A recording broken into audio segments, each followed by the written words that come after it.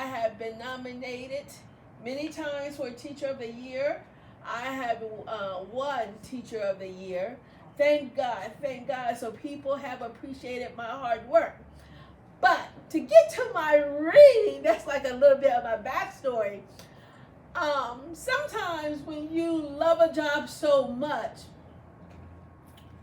you forget about yourself. And when I was a teacher, I forgot about myself. I mean, I would go to my I call them my children, my students' extracurricular activities. When they would invite me to dinner, I would go. When they had birthday parties, I would go. Even during the summer, they had my telephone number, my email. I really went above the call of duty. And this is how bad it was. I would be there at least by 6 or 6:15 when the cafeteria workers came, and I would be the last one to leave. So I would be the first one to school and the last one to leave. And of course, my family used to tell me, Leetress, you work so hard, and you know what? It really isn't going to matter. And they said, if something happens, there'll be somebody to take your place. But for me, it was something I had to do because I believe that was really my purpose. But my family, my mother was right as well, because June 11, 2018, I had a hemorrhagic stroke. I had a hemorrhagic stroke. And the doctors told my mother if I lived, I wouldn't have any quality of life. But the devil is a liar. The devil is a liar. And as I was going through this process, of course, I didn't know, because I lost some of my memory. My right side is still affected. I had to learn to walk, talk all over again. I had to learn to write. I had to learn to read, learn how, like what I taught my children at school, it really does work. Because as I begin to heal, God brought back some of the strategies I used in my classroom to help me to heal with reading, writing, and doing math. So when the teachers are teaching you concepts, young people, they really work. Just listen to your teachers. And once I realized that I was going to be okay as much as I could be, and I questioned God. I thought you stated that my purpose was to teach, not only to be the difference, but make the difference in children's lives. And just like I'm talking to you, God told me to write. He said, you have been writing all of your life, and you tell stories when you're up in the classroom. You will just be teaching, but from a different platform. So, basically, in 2018, at the latter end of 2018, I've been seriously authoring children's books. And as you can see, God has really blessed me. Now, I don't write about things I don't know about. I write about things that I know about. For instance, Snuggles is about my first pet. He was my 18-year-old Chihuahua who died 2 years ago. But he was such a character that I had to write about him. He had self-esteem issues. I call it the Napoleon complex. But this is about Snuggles, my dog. I Am Me. It's about my great niece Cheyenne, who knows who she is, even at 7 years old. So Maps Are Amazing was dedicated to the first graders I used to teach. Because when I used to teach geography in first grade, they didn't have any good literature. So I said, well, I'm going to write a book for kids to learn about geography. And that's what I did. The world is beautiful. My mother and I, we love to travel, particularly before the pandemic. So this is dedicated to my mother. Oh, Heroes of the Bible. That is dedicated to my Christianity. it's these characters in the Bible were some of my favorites. So I wrote about Jonah, Noah, and Joseph. So that's a dedication to how I grew up in the Christian household. The Odd Puppy, that is about children who feel odd in the classroom. People who feel odd in the classroom, whether you're black, white, green, purple, fat, thin, short, tall.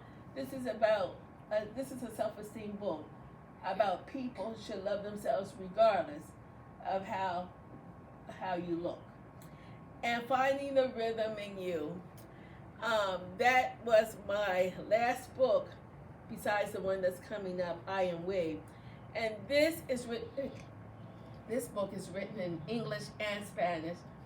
And basically, Finding the Rhythm in You is about when I was going through all of my therapies. I had 3 therapies, physical, occupational, and speech. Lawyer, and anytime somebody says lawyer, I'm like, yeah, I want to do that. But again, that was 10 years ago. And now I have never went to law school or anything like that, but I still like to write. If you ever see me, I got a book in my bag always because I'm always writing something. How this came about, that network marketing company that I told you about, I had a team of women that during the pandemic, we all needed motivation to kind of talk to people. It was a little different because you weren't out and about. Everybody's behind a computer. And I was like, well, I'm just going to take one day at a time, and I'm going to send them some type of encouraging word to help them keep going. When I did, I probably only did like 5 or maybe 7 days of motivation. And then it started getting sporadic. And I was like, okay, I suck at this is not helping. Or we were doing good so we didn't need it or whatever. It just wasn't consistent. And the only thing that's different about what I would write them is that this includes a scripture and it includes a prayer and a journaling part. The journaling part kind of was there. It was online. I told them to come back and tell me, how they applied this choice today. But at first, I didn't think about writing a book. I actually thought about writing books maybe 13 years ago about my life. And then what I started, because again, I said I didn't talk to people, so I thought I could share my story through a book instead of me being verbal. So that was like God's way of saying you're hiding, you're running. So I started Fresh Genesis, which is the women's nonprofit, because I went to write the book and the computer I wrote it on crashed. And I couldn't find anything. The notes that I wrote it on disappeared. Like literally, I have no story to write. And I'm like, well, God, what is this? Like, why are you taking? I'm thinking this is what I'm supposed to do. And I was told I had to talk to people. I was very shy as a kid. Even now, you see me like doing this, and I don't mind talking to people, but I'm an introvert for real. I'm not as great as you are with reading and teaching. Like, no, you are also just even talking. No. I'm just saying. To be honest, I don't like to speak in public. But you're great. Well, thank you. Thank you. So, we all have our gifts, and you have a special gift too. Thank you. But I didn't think that would be something I would be doing because I was so by myself and secluded. So when I was led to start Fresh Genesis, it was so that I can help people become whole one day at a time. And we do different areas of wellness. And even though I'm not the person that is the expert in all the areas, we bring different people in to help people. And that was when I realized that I'm just an advocate, period. Like, I might not be a lawyer, but I'm still an advocate. And I can help somebody. So when I realized that I wanted to write this book, I said, I want to make a devotional out of it, and I don't know how to make a devotional without God. Like, you can't say, I'm going to do this, I'm going to do that. I'm like, that's weird to me. I know people that have done it. I'm not knocking them, but for me, I was like, I can't do that.